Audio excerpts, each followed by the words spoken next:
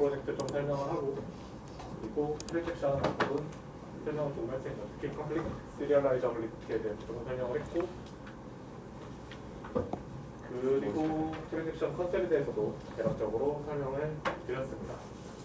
자, 오늘은 그 이후에 뷰 시리얼라이저블리티부터 시작을 해서 트랜잭션 나오는 챕터 다 끝내고 시간이 나오면 컨퍼런스 컨트롤까지 넘어가겠습니다. 지금 DB 내부의 핵심 구조들을 다 커버를 하고 있어요. 인덱스 했고, 스토리지 어떻게 관리하는지 배웠고, 그리고 DB의 기초 유닛인 트랜잭션에 대해서 지금 계속 얘기를 하고 있습니다. 사실상 챕터 7이 트랜잭션이고, 챕터 18이 컨퍼런스 컨트롤, 그리고 19이 리커버리인데 다 트랜잭션 관련된 내용입니다. 결국에는.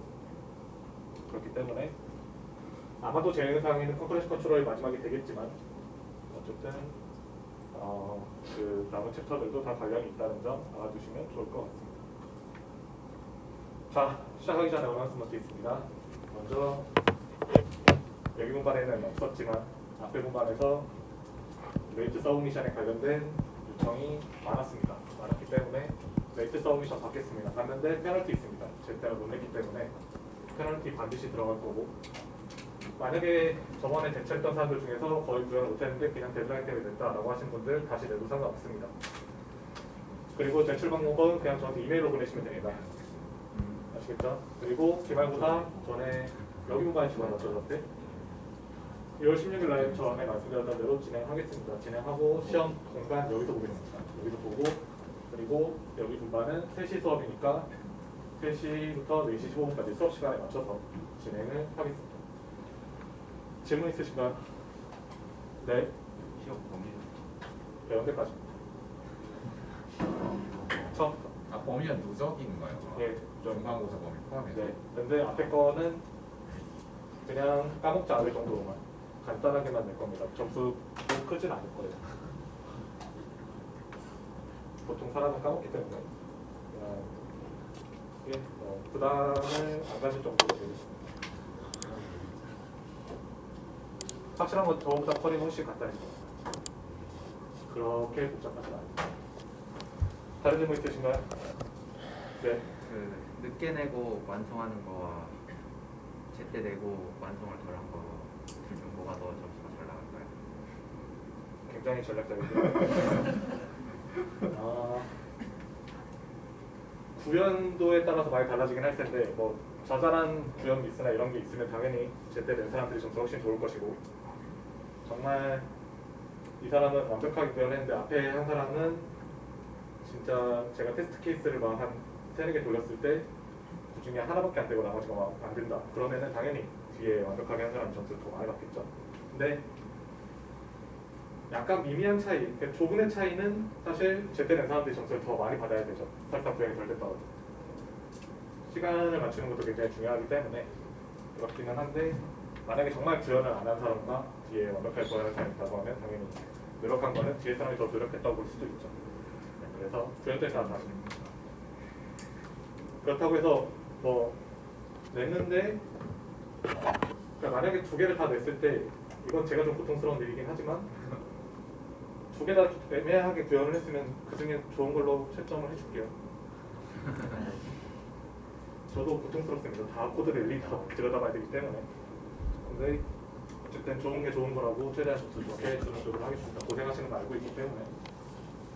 그리고 지금 레이트 서미션 사실 드리는 이유는 이게 안 되면 뒤에 게 안 되기 때문에 드리는 겁니다. 어차피 해야 되니까. 가급적이면 그래서 하시면 좋을 것 같고, 그리고 어나운스먼트에 빠져있지만 지금 저희 캠퍼스에 올라가 있는 공지 중 하나, 저희 원래 페이지에서 구현했던 find 펑션, 이거 리프노드에서 그냥 쓰면은 사실 문제 없는데 인터널 로드에서도 그걸 활용을 하셔야 돼요. 그래서 그 안에 인터널 로드 관련된 코드를 추가적으로 구현을 하셔야 됩니다. 딜에 대해서. 페이지는 상관없어요. 페이지 그러니까 첫 번째 프로젝트에서는 인터널 로드 같은 거 고려 안 돼 있고 그냥 데이터가 있고 없고만 따져서 제대로가 나왔으면은 그냥 그대로 풀 그레이드 들어가는 거고, 빅트리에서는 인터널 로드 같은 경우에는 내가 찾는 키보다 키가 없어도 내가 가던 중에 나보다 큰 키를 만나면 레프트 차일드 포인터를 타고 내려가야 되겠죠.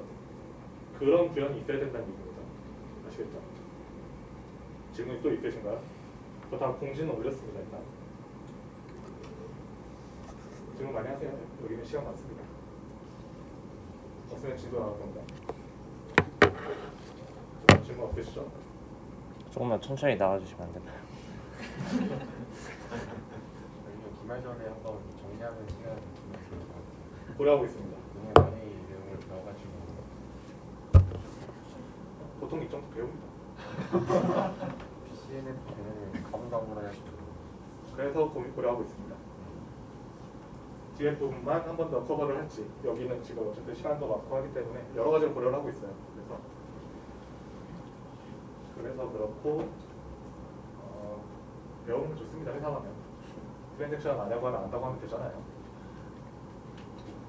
자, 시작을 해보겠습니다. 어쨌든 네, 필요하면은 커버 마지막 시간에는 한번 쭉 정리를 하는 걸 할게요. 너무 부담은 안 가지셨으면 좋겠습니다. 자, 저번 시간에 저희 스케줄이라는 걸 배웠었죠. 스케줄이 뭐냐? 트랜잭션들이 동시에 동작하는 트랜잭션이 있을 때, 혹은 하여튼 여러 개의 트랜잭션이 있을 때, 그 트랜잭션이 포함하는 인스트럭션들을 어떻게 실행을 할 건지 그 오더링에 대해서 관리를 해주는 게 스케줄이었습니다. 그래서 저번 시간에 이제 컴플리트 시리얼라이저블리티에서 두 개의 만약에 트랜잭션이 연산을 하고 있을 때, 그리고 그 트랜잭션에서 포함되어 있는 인스트럭션들 혹은 그 연산들이 같은 데이터에 대해서 고치지 않을 때, 즉 컴플릿이 없을 때 수업을 해도 같은 결과가 나온다라고 얘기를 할 수 있었고, 우리 컴플리트 시리얼라이저블 하다가도 얘기할 수 있었습니다. 이번 시간은 뷰 시리얼라이저블리티에 대해서 배울 건데, 뷰 시리얼라이저블리티는 컴플리트 시리얼라이저블리티의 슈퍼셋입니다. 그래서 컴플리트 시리얼라이저블리티를 만족하는 스케줄이 있으면 걔는 뷰 시리얼라이저블리티도 만족한다라고 볼 수 있습니다. 뷰 시리얼라이저블리티는 세 가지 조건을 만족을 해야 되는데, 첫 번째는 특정 트랜잭션이 만약에 특정 데이터의 소입값을 읽었다라고 한다면 우리가 그 다른 스케줄을 뷰 이퀴벌런트한 그런 다른 스케줄을 만들 때 그 트랜잭션도 그 스케줄에서도 같은 트랜잭션이 첫 번째로 이니셜 밸류를 읽어야 됩니다. 다시 얘기하면 하나의 데이터 Q가 있을 때 만약에 트랜잭션 I가 그 초입값을 처음에 읽었다라고 한다면 우리가 다른 스케줄을 만들었을 때, 뷰 이퀴벌런트한 그런 스케줄을 만들었을 때 그 스케줄에서도 마찬가지로 트랜잭션 I가 첫 번째로 Q의 초입값을 읽어야 됩니다. 그리고 두 번째는 만약에 트랜잭션 TI가 있는데 이 TI가 데이터 Q를 읽었습니다. 근데 그 Q가 트랜잭션 J가 고친 그런 데이터라고 했을 때, 즉 트랜잭션 TI가 있고 TJ가 있으면 라이트 Q가 있는 거고 리드 Q가 있는 거죠.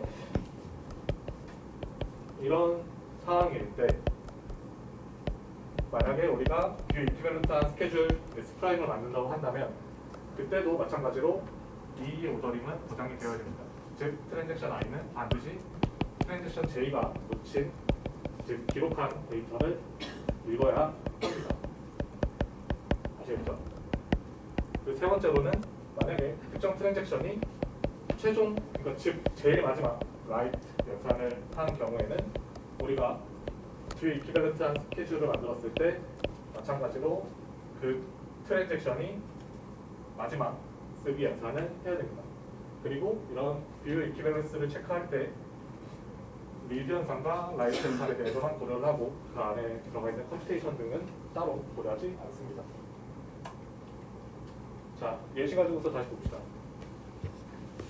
이번에는 예시긴 예시인데 뷰 시리얼라이저블한, 즉 시리얼라이저블한 것까지 포함이 되는 그런 스케줄에 대해서 볼 겁니다. 뷰 시리얼라이저블한 게 뭐냐? 결국에는 스케줄 S가 있을 때 그때 뷰 이퀴벌런트한데 어느 거랑 뷰 이퀴벌런트 아니야 라고 하면은 시리얼한 그런 스케줄과 뷰 이퀴벌런트하다라는 얘기가 됩니다. 아까 말씀드렸던 컴플리트한 시리얼라이저블한 컴플리트 시리얼라이저블한 스케줄은 뷰 시리얼라이저블 하기도 하다라는 얘기를 또 하고 있습니다. 어쨌든 이게 이게 지금 뷰 시리얼라이저블 한지 안 한지 먼저 체크를 해볼 겁니다. 체크하는 방법은 이렇습니다. 똑같이 T27, T28, T29를 적어놓고 첫 번째 읽기가 시작된 트랜잭션이 T27이죠. 그러니까 T27이 먼저 시작됩니다. 그리고 시리얼한 스케줄이니까 다음 연산 바로 시작합니다. 다른 트랜잭션이 시작하기 전에. 이렇게 하니까 너무 글씨가 있어야 되는데. 다시. 똑같이 T27, T28, T29 그리고 첫 번째 리드 뷰 그리고 쓰기 뷰 이렇게 하고 그리고 세 번째 조건이 최종 라이트 연산은 똑같은 트랜잭션이 수행을 해야 돼요. 그래서 T29가 수행을 해야 됩니다. 그리고 보면 이제 T28이 쓴 쓰기 연산은 그 중간 어딘가에 포함이 되는 거죠. 이게 지금 시리얼한 스케줄이라고 보시면 됩니다. 우리가 비교를 한 우리가 이 시리얼한 스케줄을 만들 때 뷰 시리얼라이저블 그러니까 뷰 이퀴발런트한 조건에서 첫 번째 이니셜 밸류를 읽은 트랜잭션이 바꾼 그 시리얼한 스케줄에서도 그런가 했을 때 맞춰졌고 그리고 마지막 쓰기 연산도 같은 트랜잭션에서 일어난 것까지는 우리가 만들 때부터 이미 맞춰서 만들었습니다. 두 번째 조건이 만약에 write read conflict가 있으면 그러면 이제 그 오더링은 바뀐 스케줄에서도 보장이 되어야 된다라는 그런 이제 규칙이 두 번째 규칙이 있었는데 지금 보시면 write 연산 이후로 일어나는 read 연산이 전혀 없습니다. 그렇죠? 그렇기 때문에 두 번째 조건은 우리가 판단할 필요 없이 그냥 충족한다고 보고 넘어가시면 됩니다. 그렇기 때문에 지금 앞서 얘기한 뷰 에퀴밸런트 한지 체크할 때 세 개의 조건을 지금 체크를 하는데 세 개에 대해서 지금 위반되는 사항이 전혀 없습니다. 그래서 우리는 이 스케줄이 뷰 시리얼라이저블하다라고 얘기를 할 수 있습니다. 컴플리트 시리얼라이저블한가라고 봤을 때는 지금 보면은 모든 데이터가 다 Q에 대해서 지금 연산을 하고 있죠. 그리고 라이트 연산들이 포함이 되어 있습니다. 그렇기 때문에 컴플리트 시리얼라이저블하지 않습니다. 특히 컴플릿이 발생하기 때문에 우리가 그 컴플리트 시리얼라이저블한 스케줄에서 할 수 있는 그런 수학 연산이 불가능하죠. 그래서 지금 보시면 컴플리트 시리얼라이저블하지 않고 그리고 이 스케줄과 같이 뷰 시리얼라이저블 하긴 하지만 컴플리트 시리얼라이저블하지 않은 녀석은 블라인드 라이트를 갖는다. 즉 보시면 이 라이트 연산들이 쭉 있는데 이 T27이 하고 있는 라이트나 T28이 하고 있는 라이트는 결국에 T29가 하고 있는 최종 라이트 때문에 다 결과에 반영이 안 되죠. 이런 것들이 다 블라인드 라이트라고 얘기를 합니다. 질문 있으실까요?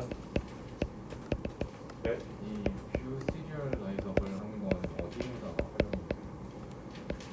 보통은 데이터베이스에서도 활용을 하는 경우가 있는데 이 뷰 시리얼라이저블한 거랑 컴플리트 시리얼라이저블한 거 두 개가 결국 트레이드오프거든요.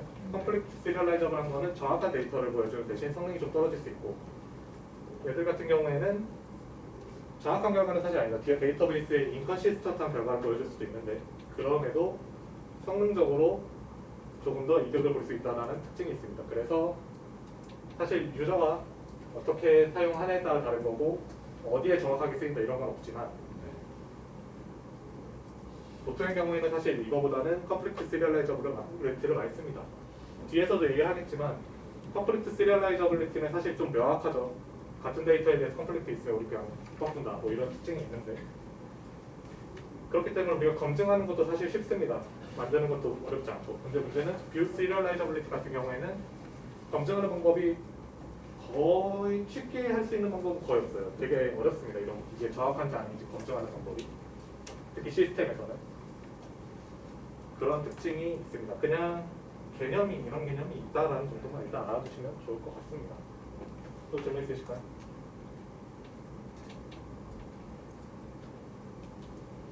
자, 트랜지션 3개가 있어요. 이게 뷰 시리얼라이저블 한지 안 한지 체크를 할 겁니다. 자, 먼저 보시면 T1이 이니셜 밸류를 읽고 있어. 그렇기 때문에 우리가 시리얼한 스케줄을 만들 때 T2, T3면 일단은 똑같이 Q가 첫 번째로 실행이 돼야 되고 시리얼한 스케줄이기 때문에 바로 이어서 라이트 연산도 합니다. 그리고 최종 라이트 연산이 T3가 지금 하고 있는 연산이죠. 그렇기 때문에 제일 아래 어딘가에 T3가 하고 있는 연산을 포함을 시켜줍니다. 그리고 T2는 두 개 중 어느가 해당하지도 않기 때문에 라이트 그리고 이런 식으로 수행이 됩니다. 이게 지금 우리가 비교해야 되는 시리얼한 스케줄이라고 보시면 됩니다. 이때 보시면 우리가 이제 두 번째 조건을 드디어 체크할 수 있게 되었는데 T2에서 리드 연산이 있죠. 이 리드 연산은 T1이 기록한 그런 데이터에 대해서 리드 연산이 발생을 했었습니다. 근데 시리얼한 스케줄을 보면은 T2의 리드 연산이 T2 자체가 만들어낸 쓰기 연산 이후에 발생을 하고 있죠. 즉 T2가 고친 거를 T2가 다시 읽고 있죠. 그래서 지금 다르죠. 보면은 T1이 수행한 걸 읽는 게 아니라 T2가 수행한 걸 읽고 있기 때문에 두 번째 조건은 지금 위반하고 있습니다. 그래서 이 스케줄은 뷰 시리얼라이저블하지 않다라고 얘기를 할 수 있습니다. 질문 있으신가요?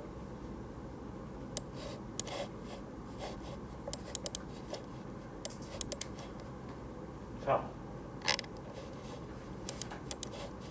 보시면 지금 이제 또 스케줄이 나오고 있죠. 스케줄이 나오고 있는데 보시면 아까 우리 예전에 봤던 그런 이제 출금하는 연산과 비슷합니다. 그래서 T1이 리드를 하고 데이터를 냈고 그리고 쓰기 연산을 진행을 하고 있죠. 그리고 T5가 이 값을 냈고 그리고 B에 대해서 연산을 하고 있습니다. 하고 있는데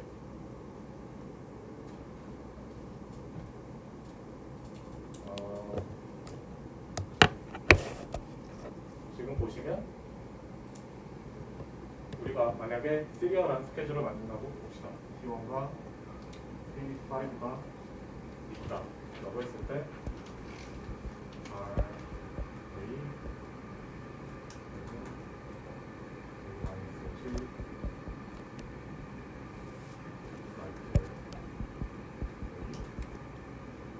그리고 시리얼하게 진행을 하면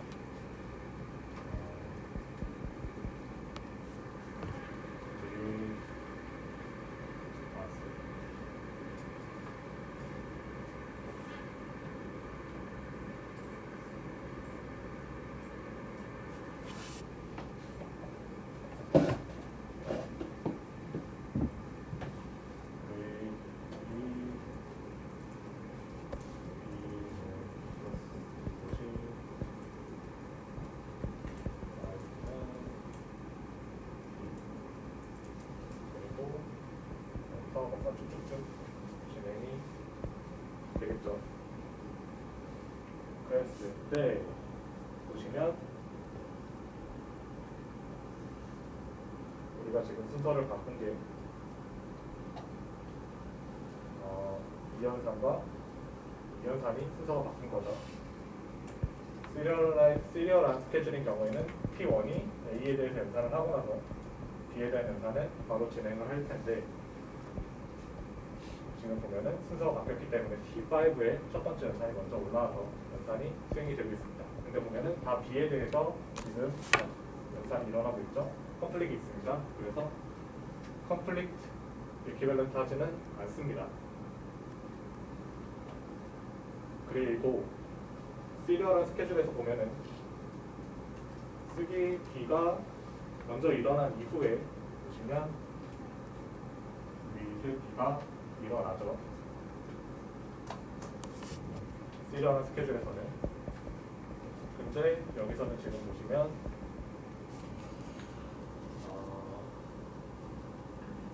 전혀 그 오더링이 지켜지지 않고 있죠. 오더링이 깨졌죠. 지금 비연산이 먼저 일어나고 있고 다시 T5의 비연산이 먼저 일어나고 있어서 이 시리얼한 스케줄에서 먼저 일어났어야 되는 그런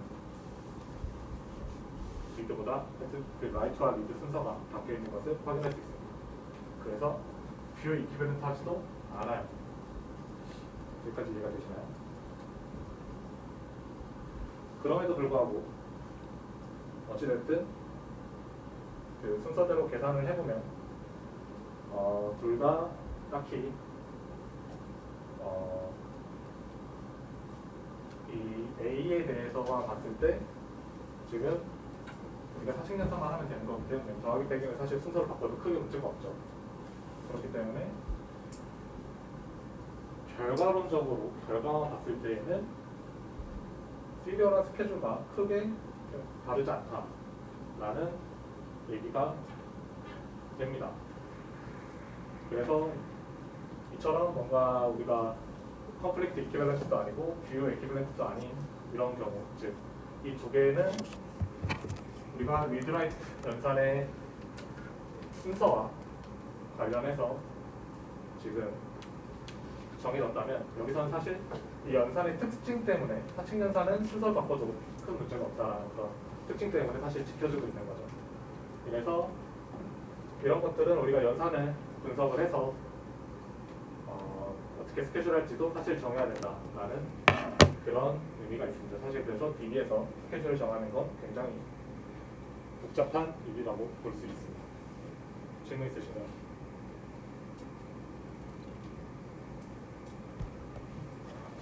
자,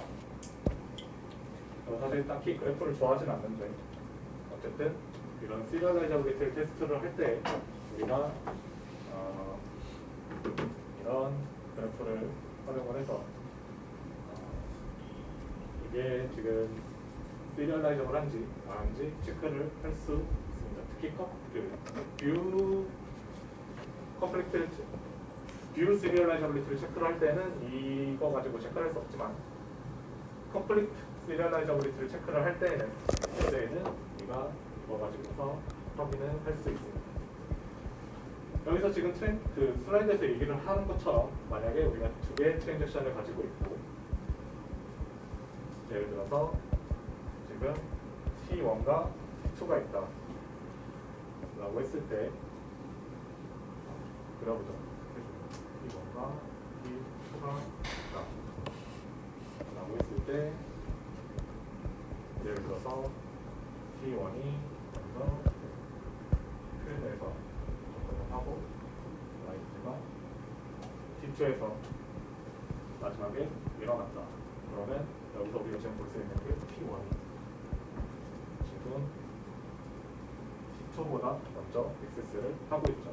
그래서 이 경우에는 우리가 T1과 T2가 있을 때 이 지금 색깔로 칠한 이런 식으로 표시를 할 수 있고 데이터 큐에 대해서 지금 이런 상황이 발생한다라고 라벨을 레이블을 줄 수도 있습니다. 그리고 만약에 뭔가 다른 예를 들어서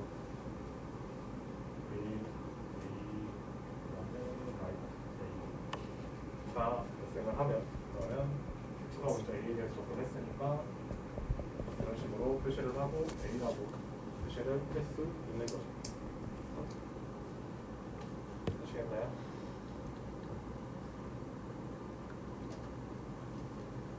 자, 이 그래프 가지고서 확인할 수 있는 거는 컴플리트 시리얼라이저가 한지 안 한지 확인을 할 수 있는 겁니다. 그래서 만약에 우리가 그 트랜잭션들 가지고서 데이터들이 먼저 그러니까 데이터가 액세스된 순서대로 만약에 이렇게 화살표들을 그린다면 선을 그린다면 뭔가 이제 형태가 나올 텐데 거기서 만약에 예를 들어서 뭐 이런 식으로 그려진다 라고 하면은 이거는 이제 사이클링이 있는 거죠. 그러니까 즉 루프가 있는지 없는지 체크를 하는 겁니다. 그래서 뭐 예를 들어서 다시 지우고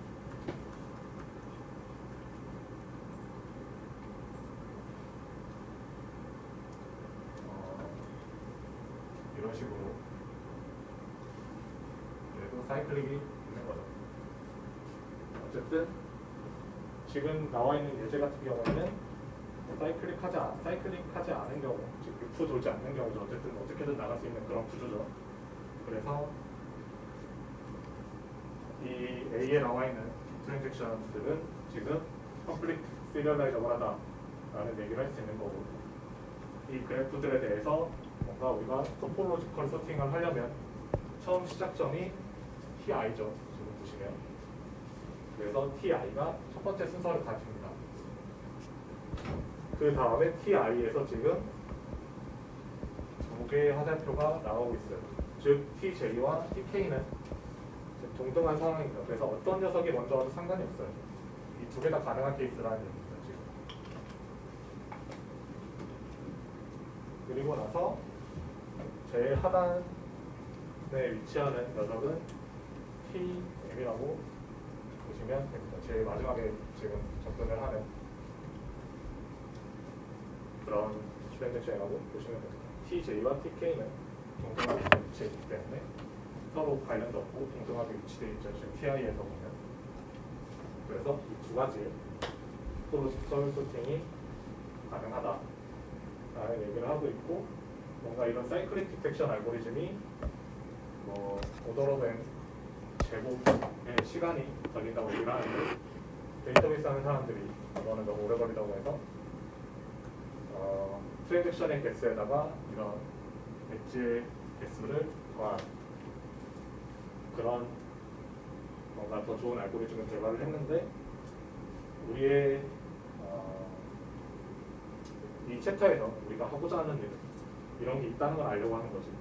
이 트랜잭션 가지고 진짜 없는지를 체크하고자 하는 것은 아니기 때문에 더 디테일한 내용은 들어가지 않겠습니다. 이런 건 이제 대학원 가서 커버를 하시면 됩니다. 질문 있으실까요?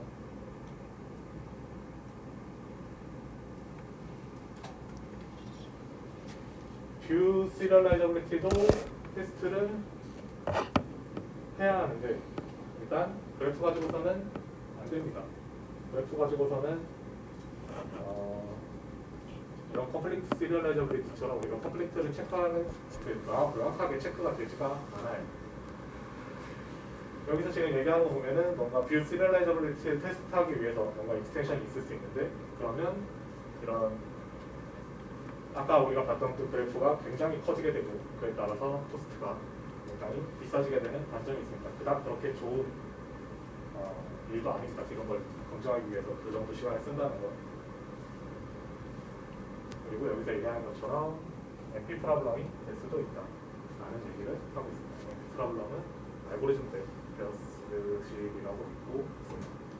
여기서 얘기하는 거는 NP 프로블럼이기 때문에 이런 에피션트한 알고리즘이 존재할 확률이 매우 희박하다라는 얘기를 하고 있습니다.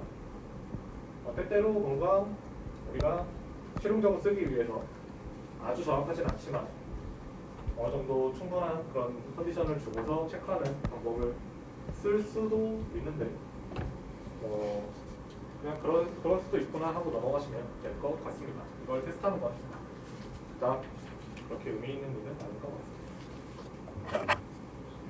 자, 두 개를 비교를 하면 말씀드린 대로 컴플리트 시리얼라이저블리티는 대부분의 DB에서 이미 쓰고 있는 그런 방법이 있는데 문제는 허용되는 스케줄이 너무 한정적이다 라는 얘기를 하고 있습니다.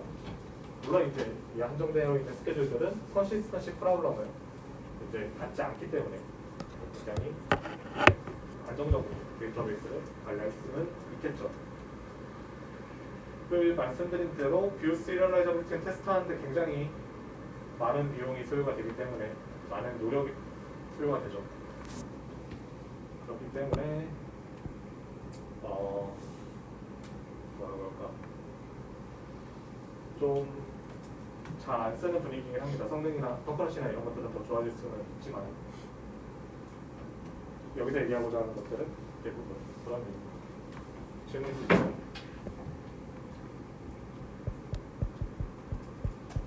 자, 다음은 리커버러블 스케줄, 즉 복구 가능한 스케줄에 관련해서 얘기를 하려고 합니다. 자, 여기 지금 예시를 보시면 T 트랜잭션 8과 트랜잭션 9이 있어요. 그래서 트랜잭션 8이 A를 읽고 A에 대해서 고친 다음에 A를 썼습니다. 그리고 트랜잭션 9이 그 쓴 값을 봤어요. 그리고 그 값을 본 상태로 커밋을 해버렸습니다. 이 얘기는 트랜잭션 9은 이제 끝나서 더 이상 없는 얘기입니다. 자기는 성공적으로 끝났다고 생각을 하고 이미 끝났어요. 근데 이 시점에서 갑자기 시스템 크래시가 발생을 합니다. 다 그렇다는 게 아니라 지금 예시를 드는 거예요. 시스템 크래시가 갑자기 생겼어요. 그러면 트랜잭션 8은 이 쓰기 연산을 했던 것을 안 했던 걸로 다시 되돌려야 돼요. 트랜잭션의 아토미서티 특징 때문에 커밋이 불리기 전에 죽었으니까. 근데 트랜잭션 9은 이미 커밋이 되어버렸기 때문에 다시 롤백이 될 수가 없습니다. 얘는 이미 자기가 성공한 줄 알아요. 다 잘 됐다고 생각을 했지만 트랜잭션 8이 잘못됐기 때문에 얘가 본 값은 결국 없는 값이 되어버린 거예요. 이런 거를 이 스케줄은 리커버러블 하진 않다라고 얘기를 하고 있습니다.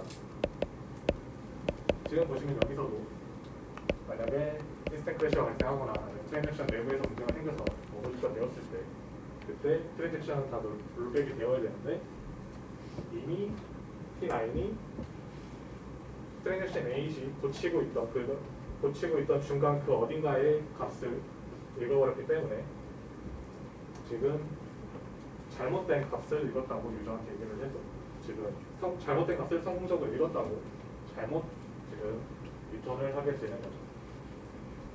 그래서 데이터베이스는 항상 리커버러블한 그런 스케줄을 제공해줘야만 합니다. 질문 있으신가요? 오케이. 자, 다음은 캐스케이딩 롤백이라고 하는 건데 이게 지금 챕터로 빠져서 굉장히 하나의 토픽으로 빠져서 굉장히 뭔가 새로운 개념 같지만 사실은 앞에서 얘기했던 거랑 똑같은 얘기입니다. 예를 들어서 트랜잭션이 여러 개가 지금 있는데 같은 데이터를 보고 있는 그런 트랜잭션이라고 만약에 생각을 해봅시다. 그랬을 때 트랜잭션 10이 먼저 A에 대해서 데이터를 기록을 했고 그 기록된 데이터를 트랜잭션 11이 다시 읽어서 자기가 보면 붙여서 또 기록을 했습니다. 그리고 트랜잭션 12가 다시 또 이 값을 읽어요. 근데 트랜잭션 T2까지 다 읽었는데 얘가 갑자기 트랜잭션 내부의 뭔가 오류로 인해서 트랜잭션이 오버볼트가 되고 트랜잭션이 롤백됩니다. 즉 시작하지 않았던 처음 단계로 돌아가요. 그러면 트랜잭션 10이 썼던 데이터는 다시 안 썼던 이전 값으로 되돌아가야 되고 그러면 트랜잭션 11이 봤던 값도 틀린 값이 돼버리니 문제가 되는데 더불어서 얘가 또 뭔가 라이트 연산했으니까 이것도 되돌아가야 되고 얘도 그러니까 결국에 트랜잭션이 연쇄적으로 다 오버트가 되겠죠. 문제가 돼서 연쇄적으로 오버트가 될 거고 얘들이 했던 연산들이 다 처음으로 아무것도 없었던 무의 상태로 돌아가야 돼요. 다행인 건 이 트랜잭션 11과 12가 아직 커밋이 되진 않았기 때문에 충분히 롤백이 가능한 그런 상황이라는 거죠. 그래서 슬라이드에서 얘기한 것처럼 어쨌든 트랜잭션 11과 이 A와 관련된 트랜잭션 10이 고쳤던 데이터를 읽거나 수정했던 모든 데이터들은 모든 트랜잭션들은 모두 다 롤백 연산을 수행해야 된다. 그래서 굉장히 귀찮은 일을 많이 해야 된다라는 게 여기서 하는 얘기입니다.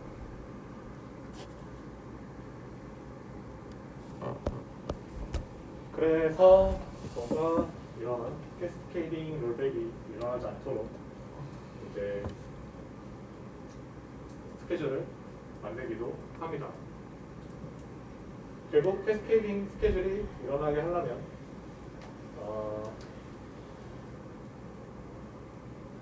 특정 데이터가 읽히거나 수정되기 전에, 즉 예를 들어서 트랜잭션 T1과 T2가 있을 때, 예를 들어서 트랜잭션 T1이 A에 대해서 읽고 썼다라고 한다면 T2는 리드 연산을 할 때 언제 할 수 있냐, 이게 커밋이 불리고 나서 비로소 A에 대해서 읽을 수 있습니다. 커밋 연산이 되고 나면 이 트랜잭션 T1 같은 경우에는 다시 롤백이 될 일은 없기 때문에, 그렇기 때문에 캐스케이딩 롤백이 발생하지 않겠죠. 설사 T2가 문제가 생겨도 T1은 어쨌든 성공적으로 데이터를 고치고 기록을 하고 끝났기 때문에 T2에 대해서는 롤백을 하면 되고, 만약에 T1이 롤백을 하게 된다면 T2는 아직 시작도 안 한 거기 때문에 T1에 대해서만 고려를 하면 되는 그런 상황입니다. 그래서 모든 캐스케이드 스케줄은 리커버러블을 하고, 그리고 뭔가 또 캐스케이딩한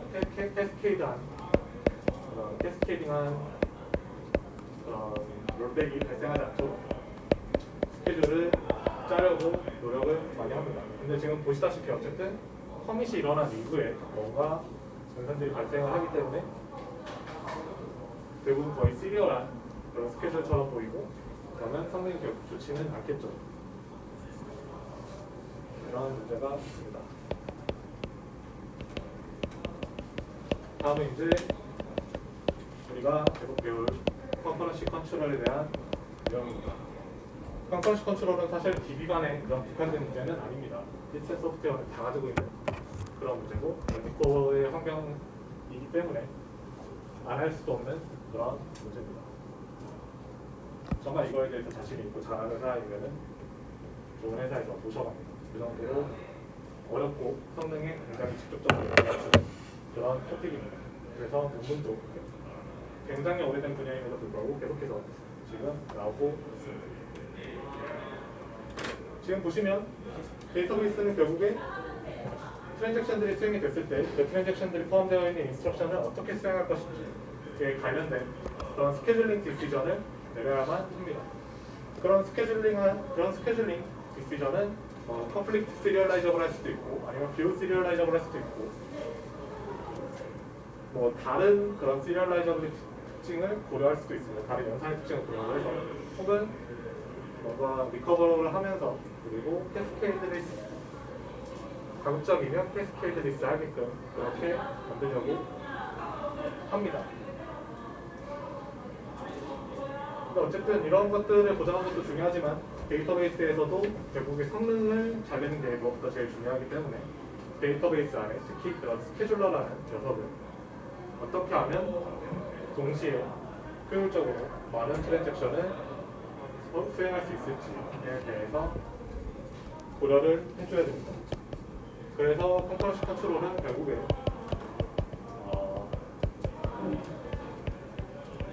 여러 개의 트랜잭션을 수행을 해서 어떻게 하면 최적의 성능을 낼 것인가를 최우선 목표로 하는데, 거기서는 우리가 고려를 해줘야 되는 게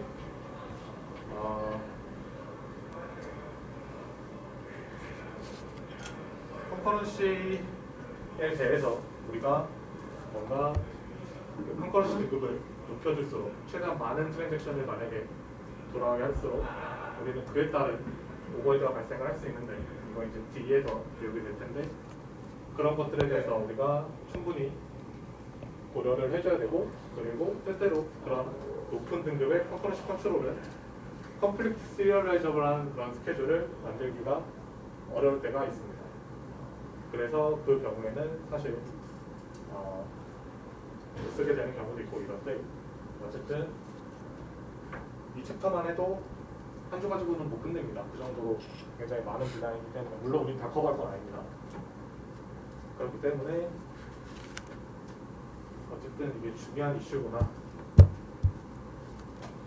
DB에서는 뭐 이제 분산, 그러니까 여러 개의 머신을 썼을 때 얘는 네트워크라는 그런 추가적인 오버헤드가 들어가겠지만, 그건 이제 너무 복잡하니까 그걸 빼고, 만약에 하나의 머신에서 데이터베이스가 돌아간다라고 한다면 결국에 성능에 영향을 주는 요소는 얼마나 많은 데이터가 디스크에 빈번하게 쓰이는가가 하나의 요소가 될 것이고, 또 하나는 얼마나 많은 트랜잭션이 한 번에 효율적으로 돌아갈 것인가, 동시에 그게 데이터베이스의 성능을 좌우한다고 보시면 될 것 같습니다.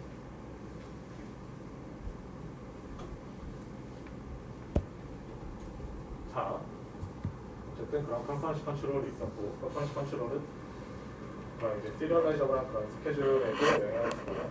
때때로 컨시스턴시나 이런 것들에 영향을 줄 수도 있습니다. 근데 우리가 때때로는 이런, 예를 들어서 분석을 한다, 그런 이제 그런 건 이제 OL AP, 너무 오랜만에 쓰는 단어라서 발음이 잘 안 되는데, OL AP 워크로드들이 있습니다. 예를 들어서 우리가 특정 데이터를 가지고 있을 때 그 데이터들을 가지고서 뭐 시장의 동향이나 아니면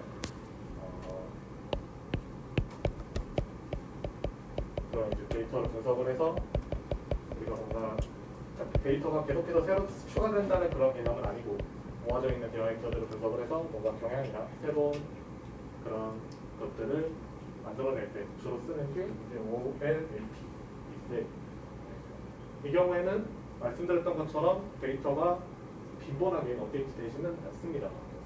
그리고 경향이라는 게 키가 한두 개 빠진다고 해서, 그러니까 데이터가 예를 들어서 뭐 우리가 뭐 10,000개, 100,000개 이런 것들 가지고서 분석을 했을 때, 예를 들어서 데이터가 하나 빠진다고 해서 그 경향이 갑자기 급격하게 달라지지 않기 때문에 엄격한 컨시스턴시 레벨을 고려하지는 않습니다.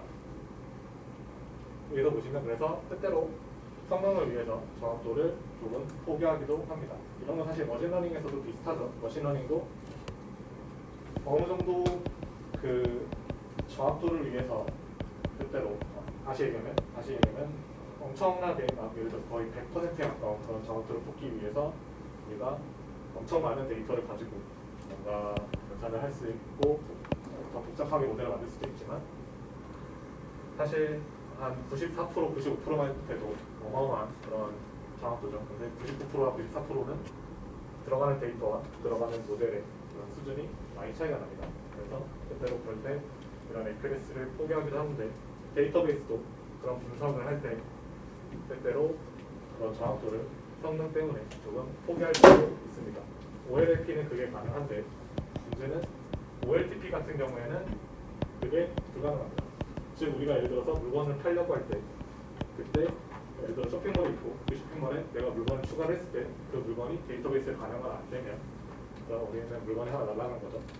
그런 것처럼 이런 OLTP 같은 경우에는 데이터베이스에 우리가 뭔가 데이터가 업데이트가 됐을 때 그 업데이트가 반드시 정확하게 반영이 되어야 됩니다.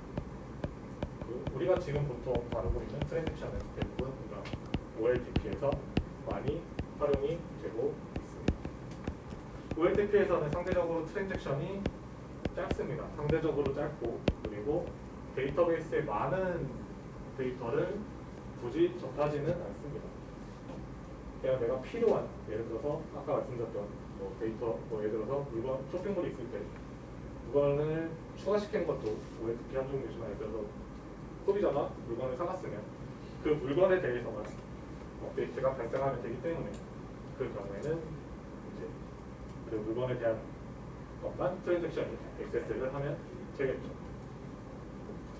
그런 내용입니다. 상대적으로 OLAP 같은 경우에는 쿼리가 굉장히 복잡하고, 여기서 트랜잭션을 쓸 수 있는데, 이 경우에는 굉장히 많은 부분의 데이터를 접해야만 합니다.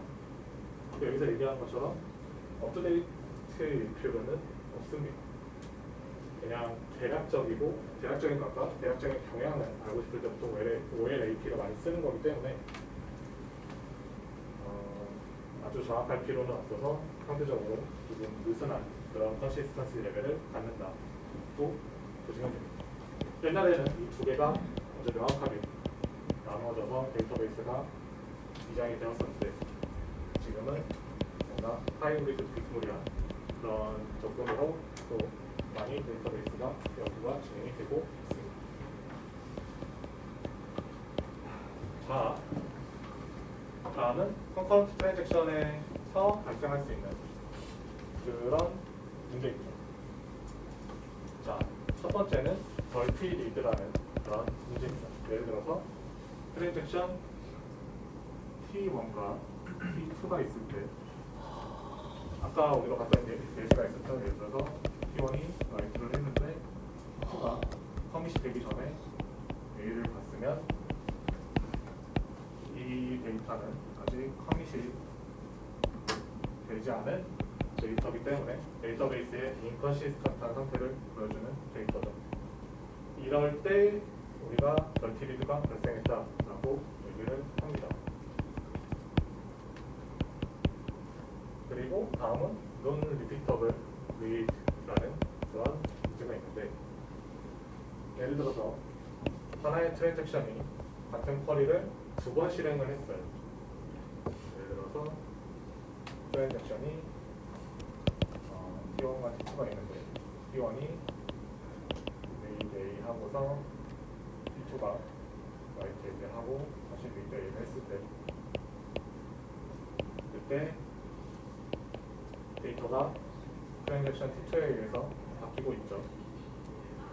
이때 우리가 보통 non repeatable read라고 얘기를 합니다. 지금 똑같은 걸 같은 트랜잭션에서 두 번 했는데 값이 달라졌기 때문이죠. 이 경우는 커밋과 상관이 없죠. 사실 여기서 커밋이 됐다고 해도 지금 얘가 트랜잭션이 커밋이 안 된 상황이기 때문에 생기는 문제입니다. 그리고 사실 팬텀 리드도 따지고 보면은 거의 같은 얘기입니다. 눈 리피터블 리드나 팬텀 리드나 사실 크게 차이점을 못하는데 어쨌든 하나의 트랜잭션이 읽었는데 만약에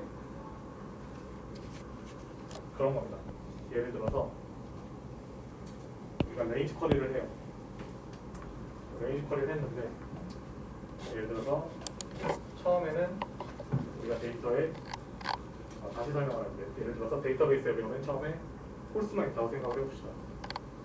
그래서 예를 들어서 월 3, 5, 7, 9가 있었어요. 이게 오리지널 데이터라고 합시다.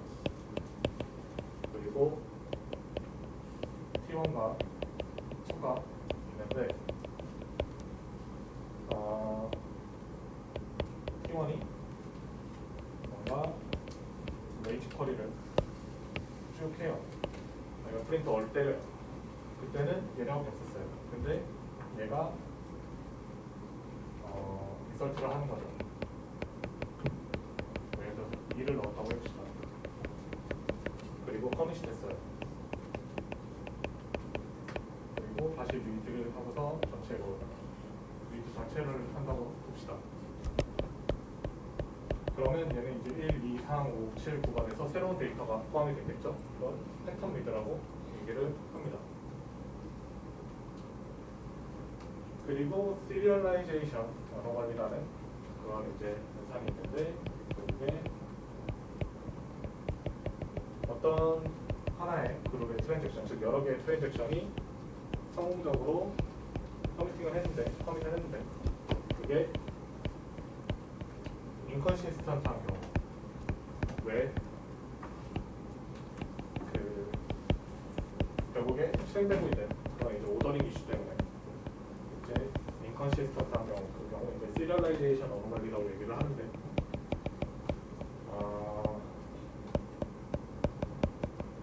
엄격하게 컨시스턴시 레벨을 지키면 이런 문제들이 발생하지 않아야 정상인 거고 그 경우는 보통 이제 시리얼하게 그러면 이제 트랜잭션들이 실행이 되겠죠. 이 문제라고 하는 게 뭐죠? 이런 현상들이 사실 생기는 게 자연스러운 경우들이 생각보다 많습니다. 예를 들어서 데이터베이스의 성능만을 위해서 때때로 이런 이슈들을 그냥 허가해주는 경우들이 있는데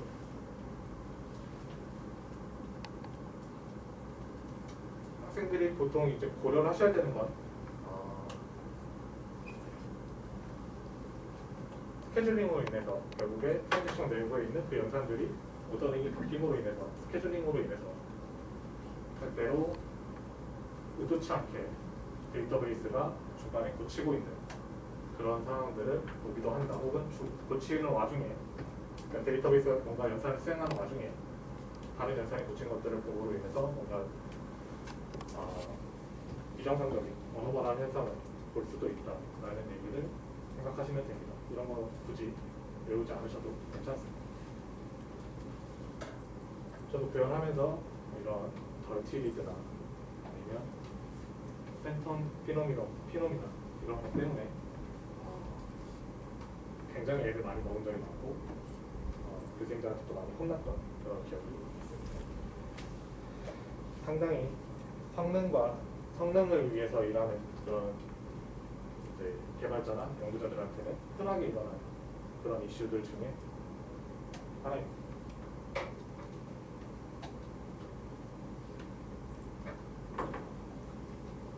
이제 이거는 SQL문 가지고서 뭔가 실행이 되는 그런 단계인데 트랜잭션 T1이 이제 셀렉트문을 수행을 하는 거죠. 특정 이것도 결국에 레인지 컬이죠. 셀러리가 중앙보다 큰 어딘가에 대해서 쭉 이제 모든 데이터들을 찾는 거죠. 그랬을 때 트랜잭션 2가 이제 데이터를 넣는 거죠. 근데 셀러리가 보면은 지금 이 위에 셀렉트문이 하고자 하는 그 조건에 충족하죠. 그래서 컨플릭이 발생할 수 있죠. 근데 여기서 지금 얘기하는 게 만약에 우리가 튜플 단위로 락을 걸어서 즉 락을 건다는 게 아직 뒤에서 안 배웠으니까 OS 안 배웠으면 모를 수도 있는데 락을 건다는 건 결국에 그러니까 튜플 레벨에서 락을 건다는 건 트랜잭션 T1이 혹은 아니 트랜잭션이 있고 그 트랜잭션이 하나의 튜플을 만약에 고치고 있을 때 다른 트랜잭션이 접근하지 못하도록 할 때 우리가 보통 락을 건다라고 얘기를 합니다. 물론 이제 이 락도 여러 가지가 있겠지만 여기서는 그냥 익스클루시브가 하나의 트랜잭션이나 유저만 접근할 수 있는 익스클루시브 락을 썼다고 했을 때 여튼 하나의 트랜잭션이 뭔가 이 데이터를 읽거나 고치고 있으면 다른 트랜잭션에 접근하지 못한다라고 가정을 했을 때 이걸 가지고 우리가 지금 생길 수 있는 문제를 막을 수 있느냐 라고 물어본다면 안 되겠죠. 왜냐면 얘는 지금 새로 튜플이 들어온 거고 이 쿼리는 하나의 튜플에 대해서 하고 있는 게 아니라 테이블 전체에 대해서 모든 튜플들에 대해서 지금 다 보고 있는 거기 때문에 튜플 단위의 락킹이 그닥 효과가 없습니다. 그래서 만약에 트랜잭션이 이 쿼리를 수행하고 있는 와중에 예를 들어서 샐러리가 한 8만 아니라 예를 들어서 9만 1인 사람부터 지금 쭉 서치를 하고 있는데 뭔가 비트리를 따라서 아직 10만에 도달하지 못했을 때 이 데이터가 들어가 버리면 그러면 갑자기 새로운 데이터가 추가가 되는 거죠. 이때 우리가 이걸 팬텀 피노미널이라고 얘기를 합니다. 보시면 지금 컨시스턴시 레벨에 대한 문제인 거지 이 연산 자체의 커렉트니스는 깨지지 않아요. 그래서 데이터베이스에서 우리가 가장 명심해야 될 게 컨시스턴시를 정말 엄격하게 고려를 할 것인지 아니면 성능을 위해서 컨시스턴시를 조금 포기할 건지에 대한 문제가 굉장히 중요한 문제입니다.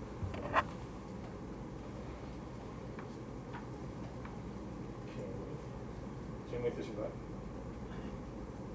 예. 그 앞에 넌 피터블 리드 같은 경우에는 그러면 모디파이 되거나 그러니까 모디파이 일단 딜리션 같은 것도 이제 포함하는 경우를 말하는 건가요? 그쵸? 모디파이드라는 거는 그럼 이제 디지털 처음 T1에서 위에서 읽었을 때랑 아래에서 읽었을 때 원래 변화가 없으면 똑같은 값을 그냥 그대로 갖다 쓸 수 있는데 그걸 네. 못한다는 의미예요. 네, 그렇죠. 하나의 트랜잭션에서 시행이 되고 있는 지금 다시 바뀌어버렸잖아요. 내가 아무 짓도 안 했는데. 그런 느낌인 거죠. 그러면 저 경우에서는 그 다음 슬라이드 경우에서는 매번 실행할 때마다 결과가 다를 수 있다는 거예요. 그러니까 하나의 트랜잭션에서 뭔가 연산을 했을 때 예를 들어서 얘가 레인지 쿼리를 트랜잭션에서 시작을 했으면 중간에 데이터가 원래 들어오면 안 돼요. 그냥 내가 시작한 트랜잭션 시작한 시점에 있는 데이터들을 가지고 해야 되는데 이 연산이 이미 시작이 됐는데 연산 도중에 뭔가 새로운 녀석이 지금 들어온 거죠. 그 10만이라는 값을 가진 녀석이. 그래서 우리가 컨시스턴트하다고 볼 수가 없는 거죠. 트랜잭션의 시작과 끝이 어쨌든 데이터가 변화가 없었어야 되는데. 그럼 테이블 단위로 락을 걸면 안 되나요? 되죠. 근데 굉장히 느리겠죠. 다른 애들이 접근을 못하겠죠. 그러니까 예를 들어서 이게 그냥 예를 들어서 그냥 심플한 테이블 스트럭처다. 그러면 제일 구현하기 쉬운 방법이면서 제일 문제없는 방법이 결국에는 여기 전체 그냥 락을 거는 거죠. 그렇죠? 그러면 이제 다른 트랜지션이 못 들어가요. 그렇죠? 비슷한 예시로 빅트리로 하면은 루트에다 그냥 걸어버리면 되죠. 다른 건 못 들어오게. 근데 그럼 이제 성능이 떨어지니까 사람들이 이제 고민을 하는 거예요. 어떻게 걸어야 될 것인가?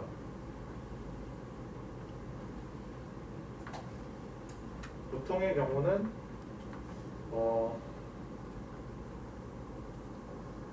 이 노드가 바뀌었는지 안 바뀌었는지 예를 들어서 빅트리로 만약에 데이터베이스가 구성이 되어 있다라고 했을 때 이 레인지 쿼리가 자기가 시작할 시점에 뭔가 그런 시간 정보를 알고 있고 그리고 하나의 노드를 지나면서 그 노드가 내가 시작한 시점 이전에 바뀌었는지 이후에 바뀌었는지 체크를 해서 이후에 바뀌었으면은 트랜잭션 업을 타고 다시 시작하고 뭐 이런 식으로 하는 방안이 하나의 대안으로서 제시가 될 수 있죠.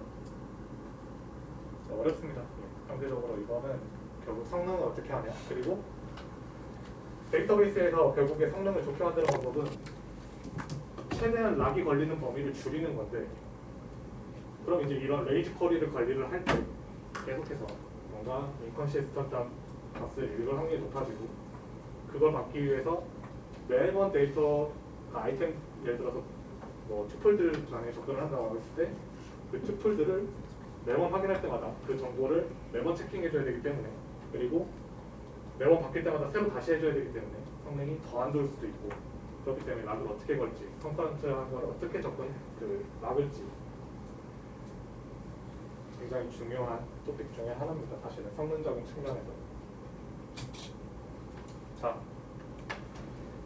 SQL 가지고서 트랜잭션 어떻게 쓸 거냐 라는 얘기인데 보통 이제 우리 앞에서 비긴이나 아니면 그런 이제 뭐 커밋 이런 것들은 이미 아실 테고 우리가 이제 트랜잭션의 그런 시리얼라이저빌리티를 세팅을 할 수 있습니다. 보통 이제 시리얼라이저라는 게 이제 디폴트이고 그리고 read committed 연산도 상당히 많이 쓰입니다. 이 두 개는 어쨌든 데이터베이스에 뭔가 프랙티니스를 상대적으로 얘는 아예 깨지 않고 얘는 상대적으로 좀 덜 망가뜨리는 그런 부분인데 성능적인 측면에 사실 리드 언커미티드가 사용되는 경우도 많습니다. 리드 언커미티드는 다른 트랜잭션이 지금 붙이고 있는 그런 데이터가 그냥 아무렇지 않게 보이는 지금 보시면 다 원로우가 되는 그런 상황입니다. 그리고 리드 커미티드 같은 경우에는 최소한 널티한 트랜잭션이 고치고 있는 데이터는 보지 않을 확률이 높지만 보진 않지만 어쨌든 뭐 중간에 데이터가 삥겨 들어오고 이런 것들에 대한 문제는 발생할 수 있습니다. 그래도 성능까지 고려하는 것 중에서는 굉장히 많이 고려가 되는 그런 트랜잭션의 특징 중 하나입니다. 그러니까 옵션 중 하나입니다. 그리고 리피터블 리드는 리드 커미티드보다는 조금 더 엄격한 그런 구조라고 볼 수 있는데 팬텀 리드나 마찬가지로 시리얼라이제이션 언어라인은 그냥 생길 수도 있습니다. 어쨌든 여기서 지금 얘기하고자 하는 거는 이게 다 뭐가 되냐 안 되냐를 외운다기보다는 이러한 네 가지 옵션이 있는데 만약에 본인이 데이터베이스를 활용을 할 때 이런 네 개 중에 뭘 써야 될지는 나중에 인터넷 보고 찾으시면 돼요. 그냥 이런 게 있다고만 알고 계시면 됩니다. 아시겠죠? 이건 그냥 SQL에서 그러니까 데이터베이스 시스템에서 하는 그런 옵션입니다. 자, 그리고 보통 SQL에서 우리가 기억이 안 나겠지만 우리 홈워크 할 때 SQLite를 가지고서 얘기를 하면 SQLite execute 하고서 블라블라블라 이렇게 돼 있었죠. 보통 다른 옵션을 주지 않으면 이 자체가 하나의 그냥 트랜잭션이 됩니다. 스크립트가 아니라 사실 이유입니다. 보통은 이런 식으로 되어 있어요. 그리고 이게 하나씩 하면은 하나의 연산이 하나의 트랜잭션 실행이 되면 굉장히 성능이 안 좋으니까 보통 이제 그 옵션을 끄고 트랜잭션을 익스플리시트하게 쓰죠. 그랬을 때 커밋을 하게 되면 그러면 지금 현재 트랜잭션은 커밋을 하는 거고 그리고 만약에 롤백을 해야 되면 트랜잭션을 어볼트 시키고 그리고 롤백을 하게 되는 거죠. 보시면 어쨌든 지금 계속 같은 내용이 나오고 있는데 보통 대부분의 데이터베이스 시스템에서는 모든 SQL 스테이트먼트가 암묵적으로 그냥 커밋이 된다. 언제 성공적으로 실행을 했을 때 라는 얘기고 아이솔레이션 레벨 같은 경우에는 아까 보셨던 그런 옵션들 데이터베이스 시스템에서 세팅을 할 수 있다 라는 얘기가 되는 거고 트랜잭션 시작할 때 아이솔레이션의 레벨을 보실 수도 있다 라는 얘기를 하고 있습니다. SQL에서 어떻게 쓰는지 그냥 간략하게 얘기하고 있는 부분입니다. 자, 트랜잭션에서 아이솔레이션이 중요하다고 얘기를 했죠. 다른 트랜잭션에 영향을 줄 수 있기 때문에. 그래서 이제 구현 어떻게 하는지에 대해서 지금 나오고 있는데 사실 다음 챕터에 대한 밑밥입니다. 그래서 아이솔레이션은 크게 많이 쓰이는 게 이런 첫 번째로 이제 나킹이라는 기법이 있을 수 있는데 아까 말씀해 주신 대로 데이터베이스 테이블의 전체다 볼 수도 있고 아니면 튜플에다가도 볼 수도 있고 그리고 언제까지 내가 락을 쥐고 있을 건지 그리고 보시면 언젠가 한번 제가 쉐어드 락과 익스클루시브 락에 대해서 얘기를 한 적이 있었는데 이것들은 무엇인지에 대해서 이제 배울 겁니다. 다음은 타임스탬프라는 또 이제 그런 개념이 있는데 타임스탬프는 때때로 버전이라고 얘기를 하기도 합니다. 그래서 보시면 버전 대신 타임스탬프가 쓰기도 하고 타임스탬프 대신 버전이 쓰이기도 하는데 결국 비슷한 얘기인데 트랜잭션은 타임스탬프를 가지고 있고 그래서 그 타임스탬프 정보는 트랜잭션이 보통 시작되는 그 시점의 정보를 가지고 있습니다. 그리고 데이터 아이템 같은 경우에는 두 개의 타임스탬프를 가지고 있는데 첫 번째로 이제 이 데이터가 읽힌 시점 그리고 언제 업데이트가 되는지에 대한 타임스탬프 그 시점은 이제 관리를 하는 거죠. 이 두 가지 정보를 통해서 데이터가 이 트랜잭션보다 나중에 접근이 되는지 혹은 이전에 접근이 되는지 체크를 할 수 있습니다. 그를 통해서 인컨시스턴트한 상태인지 아닌지도 확인을 할 수 있습니다. 아니면 버전을 쓰는데 혹은 타임스탬프를 쓰는데 이제 어떻게 쓰냐? 얘 같은 경우에는 하나의 데이터에 대해서 읽힌 시점과 라이트 시점에 대해서 고려를 했다면 이 아래에서 쓰는 버전이나 타임스탬프 기법은 오리지널 데이터가 있고 만약에 하나의 트랜잭션이 그 오리지널 데이터를 수정을 하면 예를 들어서 A가 있고 T1이 만약에 수정을 했다라고 하면은 새로운 A의 복사본을 만들고 업데이트를 한 뒤 얘를 A'이라고 만들어주는 그런 방법입니다. 실제로 얘가 A의 버전 0면 얘는 다음 버전이기 때문에 버전 1이 되는 거죠.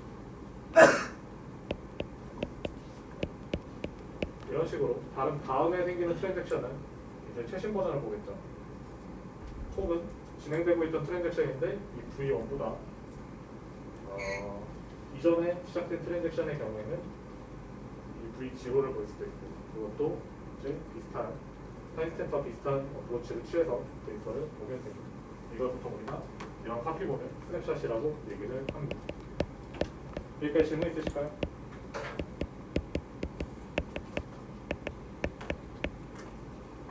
자, 트랜잭션 챕터가 끝났습니다. 끝났고 챕터 80는 사실 이 자체로 새롭게 시작을 해야